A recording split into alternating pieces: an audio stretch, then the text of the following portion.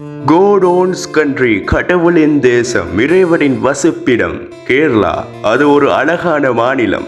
தென்னிந்தியாவில் உள்ள இந்த மாநிலம் அதன் பசுமையான நிலப்பரப்புகளாலும் அமைதியான உட்பங்களிப்புகளாலும் அழகிய கடற்கரைகளாலும் புகழ் பெற்றது. இதை கடவுளின் தேசம் என்று வர்ணிப்பார்கள். கேரளாவின் கலாசாரம் மிகவும் பன்முகத்தன்மை வாய்ந்தது.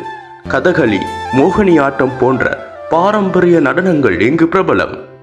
இயற்கையின் தனித்துவம் வாய்ந்த அழகு, இயற்கையின் பசுமை கேரளாவை நோக்கி சுற்றுலா பயணிகளை ஈர்க்குகின்றது. இந்தியாவின் கனவு நிலம் என்று கூட சொல்வார்கள்.